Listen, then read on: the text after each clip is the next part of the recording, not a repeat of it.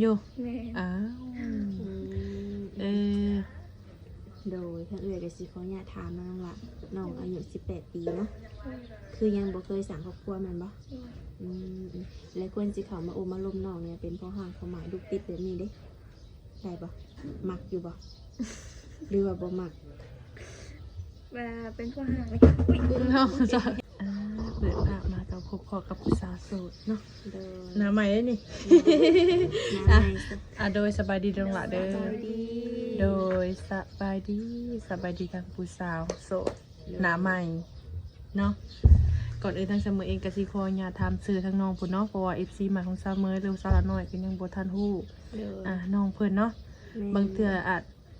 หน้าตาอาจสิเปลี่ยนแปลงไปก็จำบ่ได้ก็มีเนาะ โดย คนอื่นทางเสมอกสิคาขอญาถามสื่อก่อนเนาะสื่อว่าจังได๋น้องล่ะ ทิพย์ สื่อน้องทิพย์ คือมวนให้ อ๋อน้องทิพย์สั้นๆเลยบ่ โดย ดูทิพพร ทิพย์มวล ทิพจันทร์กับ ทิพย์มวล ทิพเปิดแต่งไปให้เว้าให้ย่อยนะโอ้ เนาะเสมอนี่ก็ อายุจักปีกว่าน้องล่ะ 18 อายุ18 ปีโอ้ก็คือว่าอยู่นะทางน้องเพิ่นก็เคยออกมาสัมภาษณ์แล้วเนาะให้ทางเขาสัมภาษณ์แล้วเทื่อนึงเนาะก็ถือว่าเป็นเวลาดุนนานเลยเนาะล่ะเนาะ โดย โดยส่งเดือนก็ว่าได้เนาะ แม่นก็กลัวได้เขาว่าประมาณ3 เดือนไปเนาะ 2 เดือน หลังจากเปิดใจไปในมื้อก่อนมีคนโอ้ล่มอยู่บ่น้องล่ะ บ่มีเลย บ่มีบ่ป้า น้องมีได้อยู่บ่ซะอืมตอนเข้ามาสัมภาษณ์นั้นบ่มีได้ได้เนาะ แม่มีแต่เฟซเขาเจ้าก็เลยคนหาบ่ได้หั่นเด้น้องล่ะเปิดก็เลยว่าโอ้ยอันอยากติดต่อมาหาอยู่แต่ว่าบ่มีไลน์แบบนี้นะส่วนไลน์คือผู้บ่าวเพิ่นสิมักเล่นไลน์เป็นพิเศษนะ โดย แต่ว่าทางน้องก็ยังโสดคือเก่าบ่ โดย โสดคือเก่า โดย เปิดใจกันยังบ่มีคนล่มอยู่ แม่ อ้าวโดยทางเอื้อยก็สิขออนุญาตถามน้องละน้องอายุ18 ปีเนาะ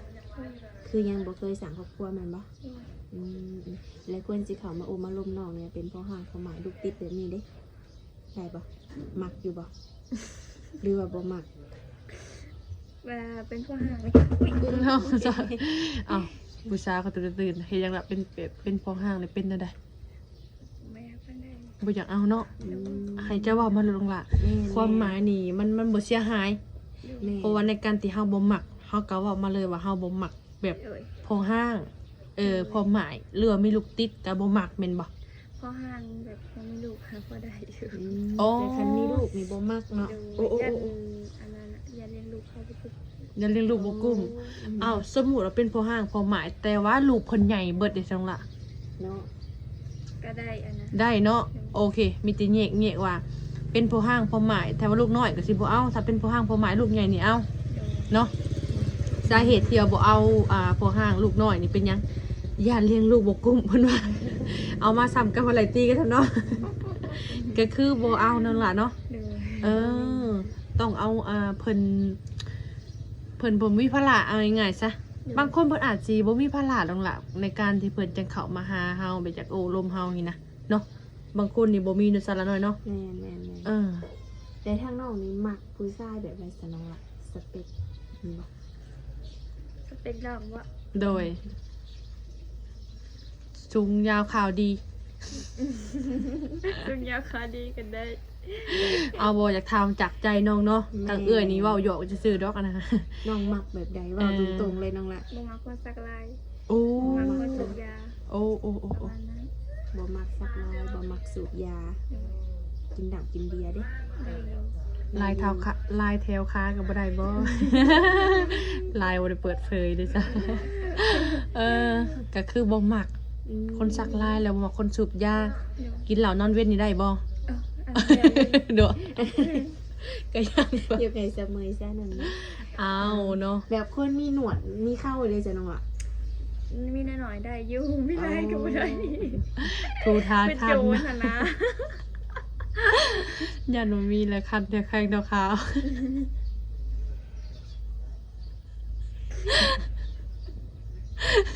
สักคนนี้มันแปลกอย่างนี้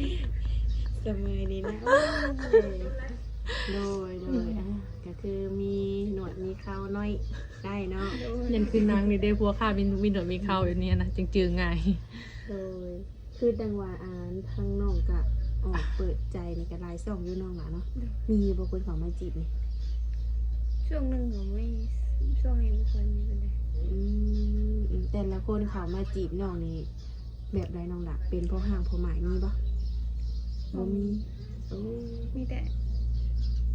อย่างอ้ายอันหนึ่งอะไร อันหนึ่งยังได้อันหนึ่ง เนาะ แล้วสิเราหลุดไม่ไงยังว่าอันหนึ่งแล้วอันหนึ่ง อายุเพิ่นได้พ่อฮู้บ่ว่าแต่ละคนเขามาจีบน้องนี่อายุประมาณเท่าใด 30-40 โอ้ 30 40กำลังดีเนาะ โน สำหรับ มีแต่หลักๆสูงสุดมี40บ่ เดี๋ยว โอ้ ถือว่าโอเคเนาะ อืม โอเคบ่น้องหล่ะ ส่วนหลายเป็นหนุ่มทางใดน้องล่ะ นอก หนุ่มโอ้เมืองนอกผู้อีก หนุ่มเมืองนอก โอ้หนุ่มเมืองนอกอายุ35-40 เนาะถือว่าโอเคแต่ทางน้องบ่มักเพิ่นบ่ซะน้องหล่ะ กะเพิ่นดูถูกน้องอะนะ เอ้าดูถูกได้อีก เอาดูถูกน้องว่าเพิ่นแค่น้องว่าทางบ้านน้องนี่ก็บ่มีขวมีปานใดนะเพิ่นเขามาใช่ว่าเพิ่นก็สิดูถูกน้องยังแกเงินนะ โอ้ คือทางน้องนี่ไผสิว่าสิเข้ามาจีบนี่หนึงต้องดูแลได้เนาะ แม่น ซัพพอร์ตเฮาได้ในครอบครัวเฮือนซ่านเฮาเนาะ อืม โอ้แต่ว่าเพิ่นนี่มองว่าน้องนี่เห็นแก่เงินโอ้เนี่ยหลายคนแต่หลายมุมมองเนาะเสมอเนาะ แม่ อืม บางคนก็คือการได้บางคนเพิ่นก็คิดออกกับแบบว่าในการใช้จ่ายมันก็อยู่ในบ้านเฮามันก็คือว่าได้หาเงินยากเนาะ แม่น อืม โดยแต่ทางน้องก็ยังรวมกับเพิ่นอยู่บ่ปัจจุบันนี้ เพิ่นมีแฟนแล้ว เขาเพิ่นมีแฟนแล้วโดยก็บ่เป็นหยังน้องล่ะเนาะเปิดใจหาใหม่เนาะคนที่สิเขามาลมน้องปัจจุบันนี้นี่เนาะเพิ่นต้องเฮ็ดหยังแน่น้องล่ะคนที่สิเขามาจีบน้องนี่ต้องคัดเลือกว่าต้องเป็นสายเปย์เท่านั้น ต้องดูแลเท่าไรเท่านั้น กะบางอย่างกะ อยากหาดูแลน้องแหละก่อนทางบ้านน้องก็บ่ค่อยมีส่วนหลายก็ขอได้น้ำเอ้ยก็เกรงใจ อืม โดย ก็บ่ได้ไปหาทำงาน คือปัจจุบันนี้ทางน้องก็บ่ได้เฮ็ดเวียกเฮ็ดงานหยังเนาะ โดย คันว่าคนที่สิเข้ามาจีบนี่ขอเป็นคนที่ว่าเข้าใจเนาะ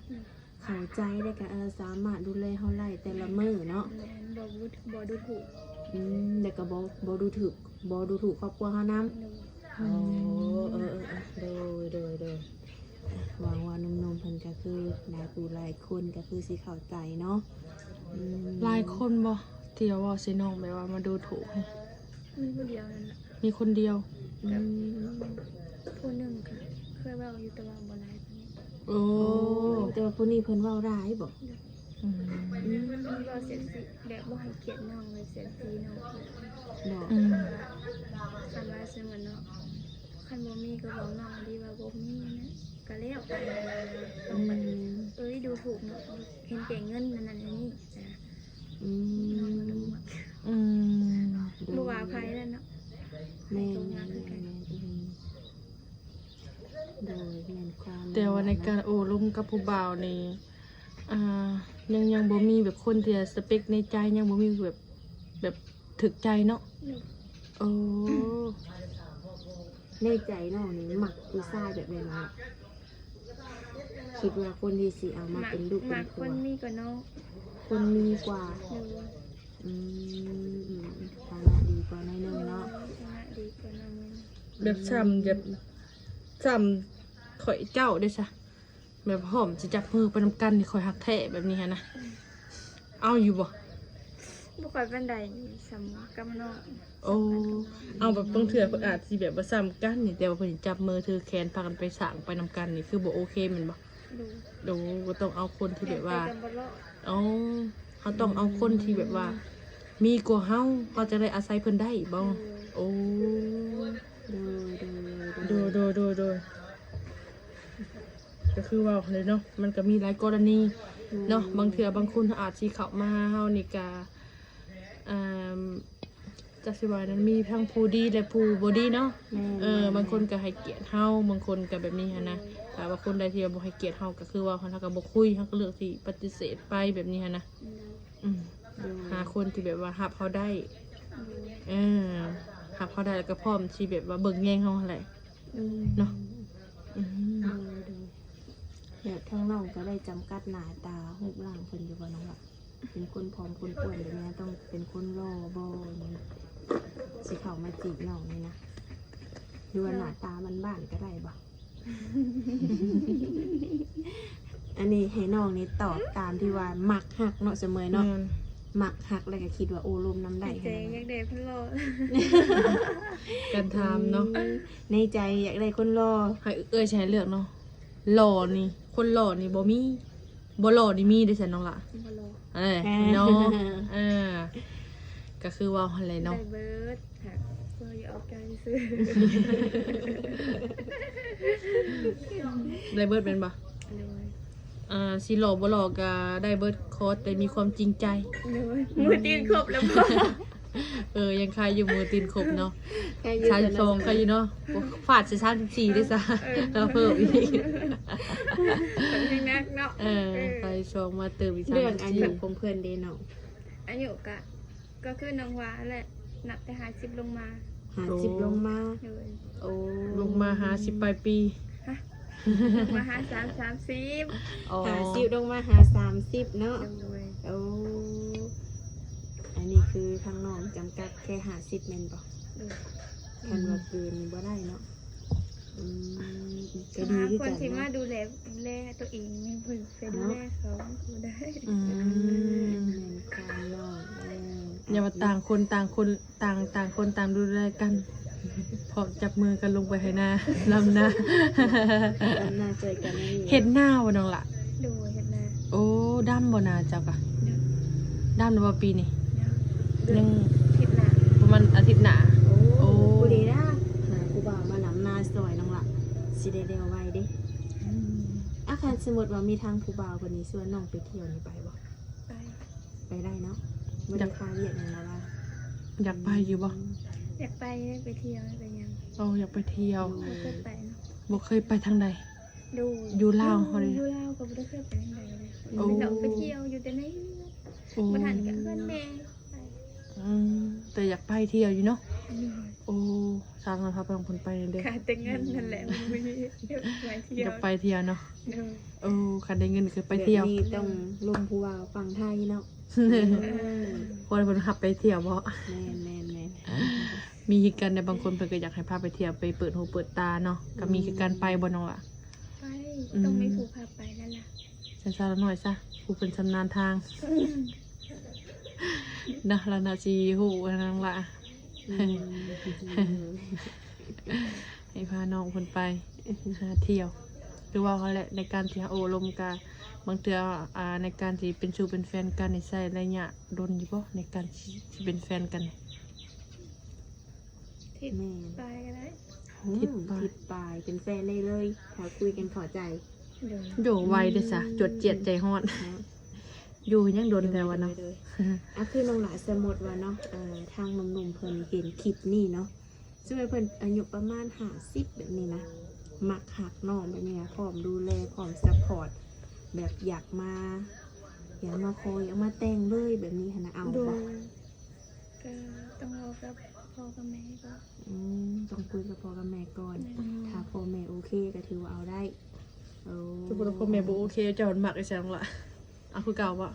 คุยกันไม่ก็ ต้องคุยกันเนาะ โดยน้องไปอยู่น้ำเพิ่นได้ปะ อยู่ อยู่น้ำสามีนี่คันว่ามีลูกมีผัวไปนี่นะ อ๋ออยู่กันอยู่ได้ ไปได้เนาะไปสายอยู่พุ่นได้เนาะหมอเน่ได้บางทีแบบมาเก็บเงินให้อ้ายแน่แบบนี้เลยเนาะ มันเก็บเงินเนาะ ขาดคนแบบเก็บเงินหรือว่าดูแลหนนะดูแลกระเป๋าเงินหนนะ เก็บลายโบสารมาไปเก็บซอย โดย ก็คือว่าเลยเนาะไปก็อยากพอคนที่ดีหั่นแหละเนาะแต่ทั้งน้องหลาได้จ้ะเฟซไลน์ยังแจกอยู่ว่าความแจกอยู่ว่า เฟซน้องลิ อ โอ้ เฟซ มีแต่ไลน์บ่ โอ้ เห็นแต่ไลน์บ่น้องละปัจจุบันนี่ โดย อืมอืมอืมอืมอืม กับไอจี โอ้ ไอจีโอ้ผู้บ่าวไลน์ไปเช็คอยู่ในไอจีนี่ มีจักคน บ่มีบ่เป็นไปได้อยู่บ่โดยสมัยคือว่าผู้เจ้าผู้งามอยู่เนาะหุ่นน้อยหุ่นบางทุกคนเลยหวังว่าสิถึกใจหนุ่มๆเพิ่นเนาะ อืม อืมโดยกินข้าวเช้าข้าวเที่ยงและเบ้ามานี่นะ ยัง ยังบ่ทั้งสอง เขาเที่ยงกันยังเขาเช้ากันยังป้อ จังพอเพิ่นจึงหุ่นน้อยเสมอ จะเอาเป็นตัวอย่างเลยคอยขี่รถจะมาไว้แล้วรถมาจะชอนท้ายเด้อทางนอกเพิ่นกินข้าวยังเพิ่นด้วยขี้เอาเนี่ยกินใส่เลยมาในมื้อนี้เนี่ยจักเป็นอีหยังมีแต่พากันหัวมื้อนี้ผมเป็นพี่น้องเว้ย โดยสรุปแล้วสถานะหัวใจก็ยังโสดเนาะหัวใจยังว่างยังบ่มีไผมาจับจอง ดู อืมงามเลยอะน้องหลาย ผมมันแทงตา เออ มันเงาเลยเบิดจัดเลยแทงตา โดยเบิ่งน้องเบิ่งคือสิคุยเก่งให้น้องละแต่ว่าออกกล้องนี่เป็นอะไรอายบ่ยังมีความแบบเก่งแบบเก่งๆอยู่บ่ ดู โดยแต่คันว่าคุยกับผู้บ่าวนี่เว้าเก่งอยู่บ่ เก่งอยู่ ใครในสนสมัยเนาะ นี่ พอแบบว่าเพิ่นโทรมาคุยแหละพอเพิ่นบ่เหงาขนาด แม่ ฟังน้องเว้าได้เนาะ อืม อืม บอกไปผู้เดียวกับบ่ไหว้ด้านหลังเนาะแต่ว่านํกันเนาะเออ โดยมันนี่ก็ถือว่าอากาศกับค่อนข้างว่าฝุ่นก็สิตกมาเสมอเนาะมันนี่มาหาทางน้องเพิ่นก็เข้ามาอุมาลมมาอัปเดตหรือว่ามาเปิดใจให้ทั้งน้องเพิ่น แม่ ทั้งน้องหยังก็ ทิป น้องทิพย์บ่ ลืมซื้อได้ซะละหน่อยค่ะทิปน้องทิป ทั้งน้องทิพย์เพิ่นเนาะแต่ไม่ดอทั้งเฮาก็สิเอาเฟซเอาไลน์เนาะเสมอเนาะ โดย เอาไลน์เนาะน้องเพิ่นไว้ดินเฟซเด้ โดย มาแจกให้ทางผู้บ่าวหรือว่าทางหนุ่มๆเพิ่นเนาะ โดย คนไหนที่ว่าอยากอยากลมน้ำคือทางน้องนี่ขอเป็นคนที่ว่าคันว่าพอห่างพอหมายนี่เอาแบบลูกใหญ่เนาะคันลูกน้อยนี่บ่เอาโอ้ อย่า คัน เลี้ยงลูกคนอยู่กุ้ง สมมติว่ามื้อใดมื้อหนึ่งที่น้องมีครอบครัวไปนี่สิเอาลูกอยู่บ่ ก็ ยังบ่ฟังเราขัดอายุยังน้อย คิดว่าอายุจักปีซะน้องล่ะจังสิเอานี่ ประมาณ20เนาะโอ้ตอนนี้18ผู้ดีละคุยกับผู้บ่าวประมาณ2 ปีเอาเลย นะ โดยคือว่าแล้วเนาะคือทางน้องเพิ่นก็เป็นคนตัวน้อยๆอายุก็18 ปี เป็นผู้สาวขึ้นใหม่เนาะเสมอนะว่าง่ายๆกันเนาะคือเสมอนี่บ่ได้ละ เนาะ โดยเอา ส ก็ ม บ่ อ มี ก็ ห ยั ยัง ง งาม เนาะ อยู่ได้ เอา สันสมือนี่คลายบ่ออกแล้วซะละหน่อยว่านะข่อยได้คลายบ่ออกแล้วบ่เป็นหยังเนาะตั้งเฮาก็สิได้ขอตัวปิดคลิปเนาะเพราะว่าตั้งเฮาก็สิได้ขอตัวเมื่อเพราะว่ามันมืดฟ้ามืดฝนเนาะ แม่นฝนสิตกแหละเนาะ แม่นถ้าว่าคำใดเฮาบ่ได้ถามก็แชทมาถามทางน้องเพิ่นเนาะถ้าผิดพลาดประการใดก็ขออภัย FC เด้อเนาะพบกันโอกาสหน้าสิได้เข้ามาหาน้องเพิ่นก่อนเนาะโดยสบายดีเด้อหล่ะเด้อโดย